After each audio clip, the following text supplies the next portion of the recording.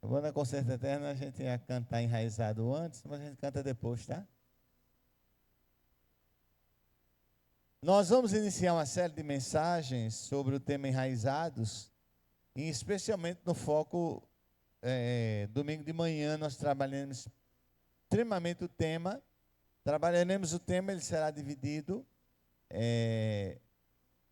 mas pela manhã traremos enraizados propriamente em si. Tarde e noite estaremos falando sobre os enraizados da Bíblia. E eu quero convidar você à leitura do texto sagrado, do Salmo 1, e vamos ler apenas o verso 3. Salmo 1 é um salmo,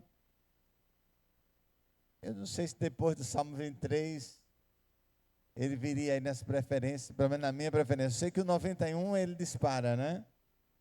Mas o Salmo 93, o Salmo 1, ele para mim é um salmo que tem tudo a ver conosco. Irmãos, Deus tem nos desafiado com esse tema, enraizados em Cristo. E eu quero convidar você a mergulhar nesse tema, porque com certeza grandes coisas tem o Senhor para nós. Vamos ler juntos? Pois será como árvore plantada junto a ribeiros de água, a qual dá o seu fruto no seu tempo, as suas folhas não cairão, e tudo quanto fizer,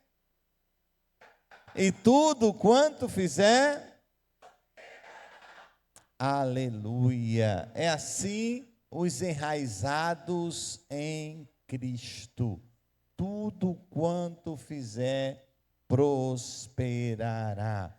Meu irmão, minha irmã, esse tema, ele é um convite ao compromisso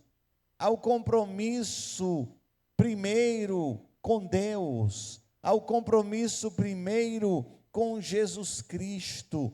Nós vivemos um momento, uma geração que foge de compromissos, mas a palavra nos chama para vivermos este compromisso com Cristo. E este compromisso passa pela necessidade de enraizamento, de ter raízes. Nós já repetimos aqui algumas vezes que nós somos a geração que detém mais conhecimento da história da humanidade.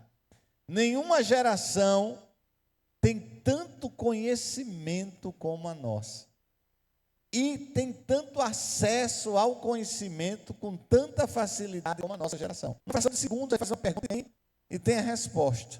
No entanto, às vezes há algumas deficiências se não tiver o computador perto para dar essas respostas, né? Eu vi um vídeo, não sei se era brincadeira ou coisa séria, me parecia mais sério do que brincadeira, onde perguntaram quem assinou, quem promoveu a libertação dos escravos, e alguém respondeu Pelé, né? Então, e quando a pessoa interrogou, ele foi para a segunda opção, foi Pedro Álvares Cabral. Então, às vezes quando o computador sai de perto da pessoa, ele dá uma complicação. A necessidade de enraizamento, de profundidade em Cristo, não é só, quando a gente fala profundidade em Cristo, não é só conhecer a Bíblia. Há muitas pessoas que conhecem a Bíblia, mas não vivem a Bíblia. Então, não é um conhecimento de sabedoria. Conhecimento de sabedoria é aquele que a gente aplica. O sábio é aquele que sabe fazer e usa a informação para fazer. Não adianta só saber fazer e não fazer. Quando a gente fala de enraizamento, a gente vai falar de algo mais profundo. Todo cristão nascido de novo, e aqui eu quero me referir ao cristão nascido de novo, porque se a gente for para a estatística do IBGE, o Brasil é um país cristão. A estatística chega aí a 90% de pessoas que se identificam como cristãos. E cristão, verdadeiramente, é aquele que segue os ensinamentos de Cristo. Mas o cristão, ele começa passando pelo novo nascimento. Não há verdadeiro cristianismo sem novo nascimento. Não há. Não há apenas conhecer a Bíblia sem nascer de novo. É preciso nascer de novo. E todo cristão nascido de novo, ele acredita que o Evangelho é sim o poder de Deus para transformar. Paulo fala lá em Romanos 1,16, porque o Evangelho é o poder de Deus. Meus irmãos, houve uma época, eu vou dizer houve uma época porque eu creio que hoje a gente ainda crê, mas não crê com tanta veemência como a gente cria, que o Evangelho verdadeiramente pode transformar a vida de uma pessoa. Que o Evangelho verdadeiramente é a única esperança de transformar alguém por dentro, de renovar alguém por dentro. Então, quando alguém se convertia, primeira coisa que fazia, começava a orar por outro alguém, ou da sua família, ou da sua casa, para se converter. O filho, quando se convertia, ele começava a orar para que seus pais se convertessem. Ele começava a orar pelos pais. Os pais, quando se convertiam, começavam a orar pelos seus filhos. Hoje, ou orar pelos amigos. Hoje parece que a gente tem deixado essa preocupação de lado. Hoje parece que nós temos nos acomodado, a gente está um pouco tranquilo. E nessa tranquilidade parece que a gente já está abrindo mão de que o Evangelho, ele verdadeiramente é o poder de Deus para transformar. Até porque algumas pessoas, elas têm vivido um Evangelho que não transforma. Ou seja, elas querem adaptar Cristo à sua vida. Eu sou seguidor de Cristo, mas eu vou continuar fazendo o que eu faço. Cristo não está preocupado com o que eu faço, Ele quer o meu coração. E não é por aí que a Bíblia ensina. Então, meus queridos e amados, todo cristão nascido de novo, ele tem o desejo de ver as pessoas ao seu lado transformadas. Ver as pessoas ao seu lado convertidas ao Senhor. A maior alegria de um cristão nascido de novo é ver o número de pessoas na sua casa se converterem. Vir à igreja, participar do Evangelho do nosso Senhor e Salvador Jesus Cristo. Se você é um cristão nascido de novo, se você é um enraizado, seu chamado é para frutificar. Seu chamado é para frutificar. Agora, há muitas dúvidas sobre o que é fruto. O que é fruto? A Bíblia fala sobre o fruto do Espírito Santo: amor, alegria, paz, bondade, longanimidade, benignidade, fé, mansidão, domínio próprio. Fruto do Espírito Santo. Quem nasce de novo deve buscar dar esse fruto. Mas o fruto do enraizamento, esse fruto do Espírito já está colocado nele. Ele não é as atividades religiosas.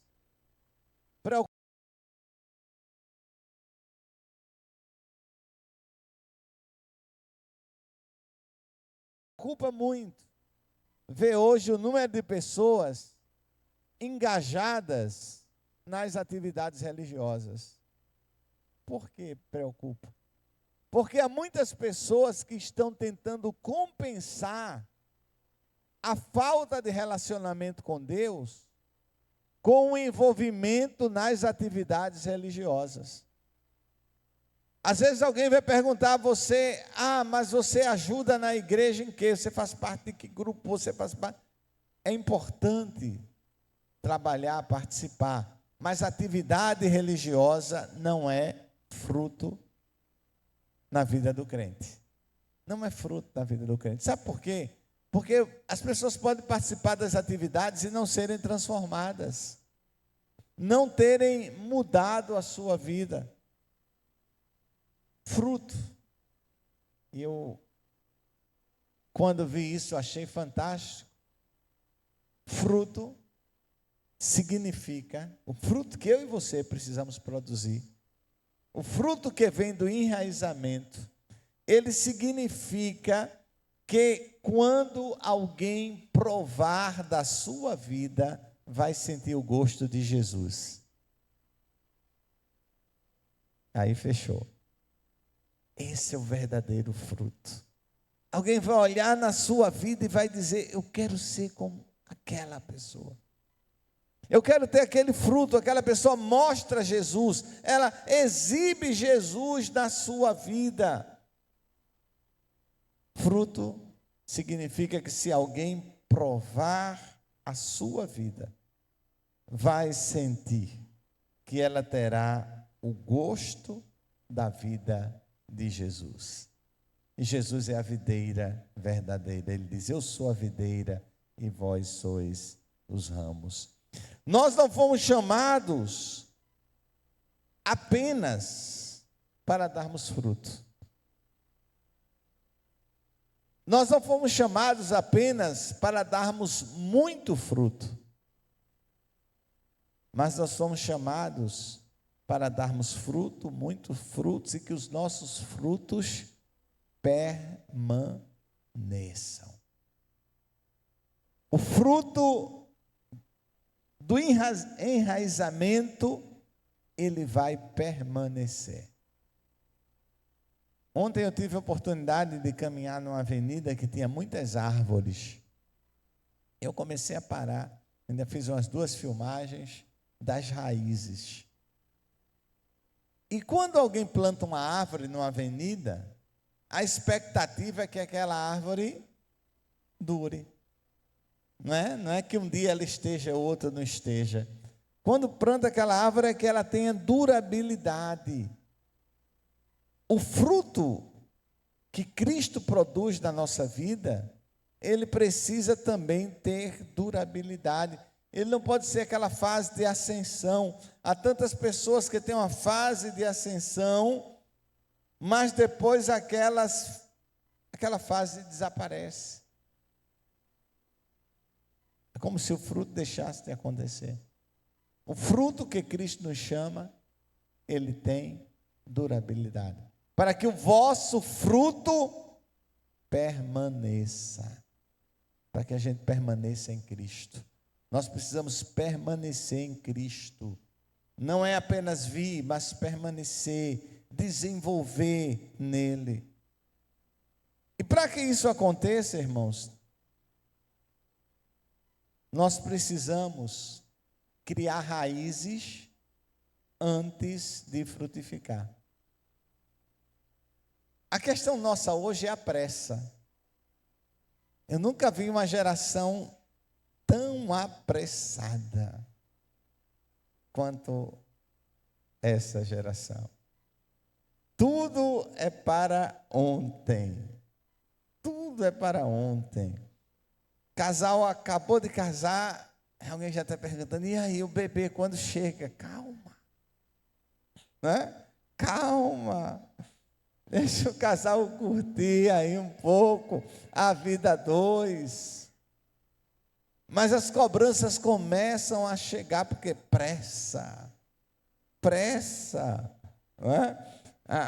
O menino mal entrou no 2º grau, aí está saindo do 9º ano, aí já estão perguntando: já escolheu o que quer ser da vida?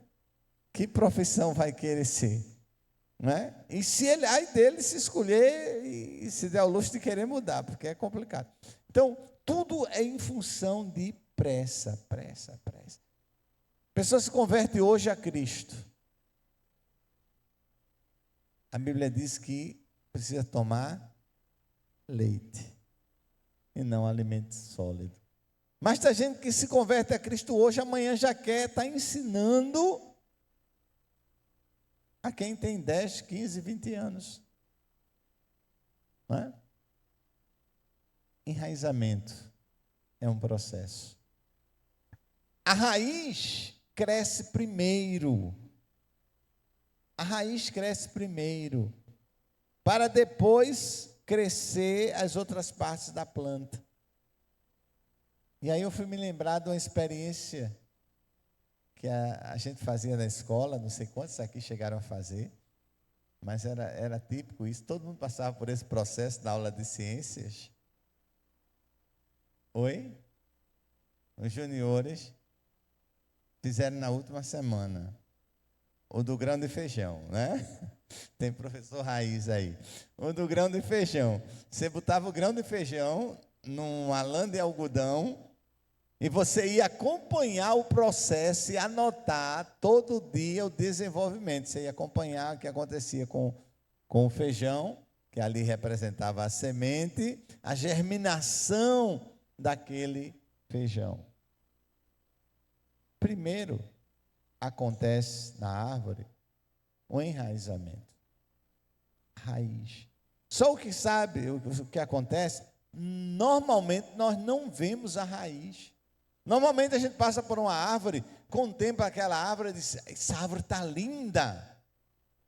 Mas quantos de nós já disse, que raiz? Como deve ser a raiz dessa árvore para dar sustentação a ela? O que dá sustentação à árvore é a raiz. Se ela não tiver raiz, primeira tempestade ela vai cair. Primeiro vento forte, ela vai cair. Se ela não tiver raiz, ela não vai resistir à seca, porque é a raiz que aprofunda lá no solo para buscar água. Então, é preciso trabalhar esse sistema de enraizamento. A frutificação da vida cristã ela acontece de forma igual. Para produzir frutos abundantes, duradouros, Deus precisa tornar você maior por dentro do que por fora.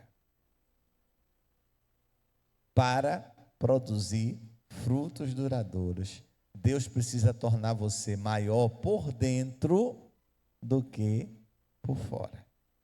O que é que acontece hoje? Todo mundo quer ser maior por fora. Não tem raiz. Não aguenta o tranco. É por dentro que nós somos trabalhados. É por dentro que é construído um sistema de raízes no seu coração, da mesma forma da árvore. Em seu livro, O Poder da Oração, E.M. Bondes, que é um dos principais autores sobre oração, ele diz o seguinte: o homem e mulher de Deus, é formado em recintos secretos. Sua vida e suas convicções mais profundas nasceram da comunhão secreta com Deus. A questão é que hoje ninguém quer mais estar em secreto. Tudo que faz para que as pessoas estejam vendo. Mas é no nosso secreto, no momento secreto. Ninguém precisa saber que você está orando, ninguém precisa ver que você está orando. Tempo de oração não é medalha espiritual para você andar pendurado. É você e Deus, é o seu secreto. É a sua intensidade com Deus, é o seu momento com Deus, é o seu tempo com Deus. É isso que vai criar enraizamento.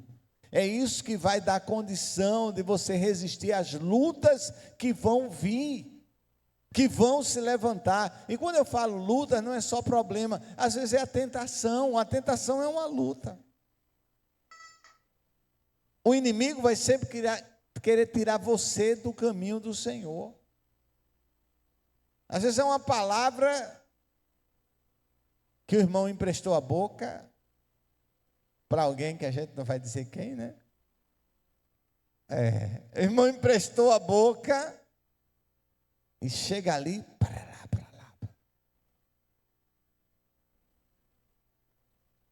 Na psicanálise tem uma máxima de Freud que diz o seguinte: Se José me fala de João, eu sei mais de José do que de João. Né? Então, às vezes uma palavra dessa, e você se deixa abalar na fé. Por quê? Porque você não está enraizado, a raiz não cresceu, não firmou você no solo. É preciso passar pelo processo de enraizamento. E a Bíblia vai nos mostrar alguns servos de Deus que são referência até hoje para nós da Bíblia. Por exemplo, Davi. Davi, ele tem um sistema de enraizamento fabuloso. E isso passa por um tempo de preparo. Davi inaugurou a época de ouro da adoração em Israel. O período mais frutífero de adoração que o povo de Israel adorou, ele vem com Davi. Para você ter uma ideia, Jesus é chamado de filho de Davi. Vê aí, Lucas 1,32. Lucas 1,32. Coloca aqui para a gente. Lucas 1,32. Este será grande e será chamado Filho do Altíssimo, e o Senhor Deus lhe dará o trono de Davi, seu pai. Há uma alusão a Davi e Jesus, de relacionamento, de paternidade, falando, mostrando como Deus trabalhou.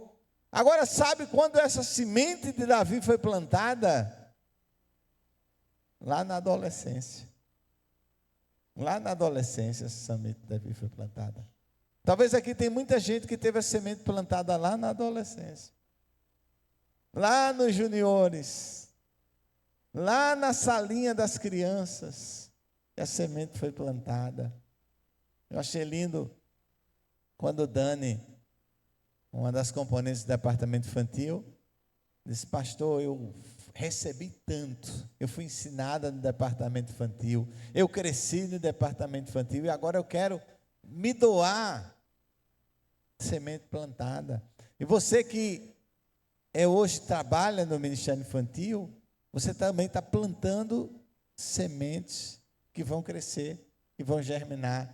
São raízes que vão ser fortificadas. Então, Davi, ele tinha aproximadamente 30 anos quando o propósito de Deus foi realizado. Mas quando Deus manda o profeta Samuel ungí-lo, ele era um garoto, aproximadamente aí 17 anos talvez. Então, dos 17 aos 30 dá pelo menos 13 anos, né? Ou se ele tinha 13, 17 anos, num processo de enraizamento. Mas a gente tem pressa. E na pressa, às vezes, a gente elimina etapas. Etapas que fazem falta. Etapas que nós devemos viver e não vivemos. E às vezes isso dá retrocesso lá na frente. É preciso ser enraizado. Há muitos, Davi, ele segue o plano de Deus. Nós vivemos uma sociedade que busca o sucesso. Há muitos começos fortes, há muitos começos arrasadores. Eu já vi pessoas chegarem na igreja, se converterem, com um mês está todo mundo assim: meu Deus, que coisa maravilhosa. Mas o fruto não durou, não permaneceu. Por quê? Porque não foi trabalhado a raízes. Antigamente, no nosso seminário, só podia ser encaminhado ao seminário se a pessoa tivesse pelo menos 2 anos de batizado, não era de crente, de batizado. 2 anos após o batismo. Eu não entendia. Eu dizia, mas por que a pessoa foi chamada e não pode ir logo? Enraizamento. Enraizamento. Sem raiz você não aguenta a tempestade. Sem raiz você não aguenta as intempéries da vida. Por isso a sala de crescimento cristão, nossa diaconisa, nosso diácono Nilson está aí, nossa equipe toda de crescimento cristão, é tão importante na vida da igreja. Nós vamos esse ano trabalhar ainda com mais cuidado. É o processo de enraizamento que está começando. Uma igreja, irmãos, não é forte pelo número de membros que ela tem. Uma igreja é forte pelo número de crentes enraizados em Cristo que ela tem. É o número de enraizados que vai fazer a diferença.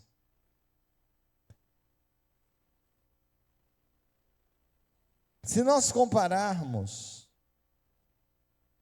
o sucesso de Deus e o sucesso do mundo, nós vamos ver que o sucesso de Deus, ele é infinitamente melhor. Agora, o sucesso de Deus é completamente diferente do sucesso do mundo. Deus, ele quer criar raízes em nós. Agora, deixa eu dizer uma coisa. Nem aparência, nem sucesso de curto prazo agradam a Deus. Deus quer criar raízes em nós. Falei de Davi, mas Moisés passou 40 anos sendo trabalhado as raízes, sendo enraizados. 40 anos no deserto, pastoreando ovelhas. Antes de Deus falar com ele, dizer: é chegada a tua hora. José, o que eu ia dizer do processo de enraizamento de José? Quantas etapas, quantos processos. Deus quer criar raízes em nós. Essas raízes são formadas aonde? No secreto. No secreto. É aquele espaçozinho de tempo que você vai tirar e vai para o secreto com o Senhor. Não é no número de reuniões de discipulado, é importante, o discipulado é importante, mas não é. Não é no número de encontros de consagração, é no secreto. As raízes são formadas no secreto. É você e Deus. É a árvore e o solo. E a raiz vai sendo formada. E ela vai aprofundando. Então, queridos, o processo de enraizamento, ele acontece em 3 solos. Primeiro, no solo da intimidade. Intimidade. Ontem eu vi alguém fazer uma pergunta interessante. Quando é que a gente sabe como agradar alguém? Quando é que a gente sabe quando agradar alguém?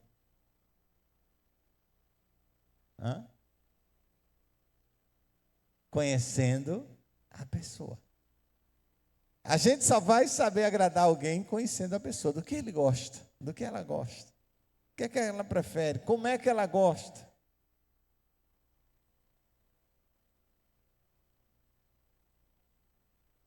Se a gente conhece Deus, a gente sabe o que fazer para agradar a Deus. Agora, onde é que a gente conhece alguém? Na sua intimidade. É convivendo, é investindo tempo, é passando tempo.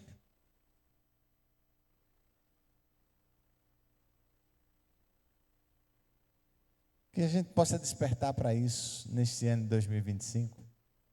E a gente precisa gastar, investir. Eu não gosto da palavra gastar. Gastar você perde. Investimento você retorna. Investir tempo no Senhor. Logo quando eu entrei no seminário, não sei se o pastor Hélio pegou essa época, tinha um livrozinho que era 5 minutos com Deus. 5 era 10, eu não me lembro. E a gente tinha que fazer o devocional diário ali. Todo dia tinha que ter esse tempo. É nada durante as 24 horas que Deus nos dá, né, Maurício? Deus nos dá 24 horas. Passar 5 minutos com Deus. Não estou falando passar com a Bíblia, passar cantando.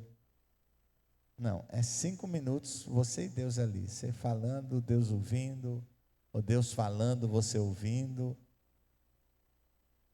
Será que é muito? Com certeza não. Todos nós vamos responder que não, né? Por que a gente não faz? Porque a gente já acorda apressado. Porque a gente já acorda voando, fora de tempo.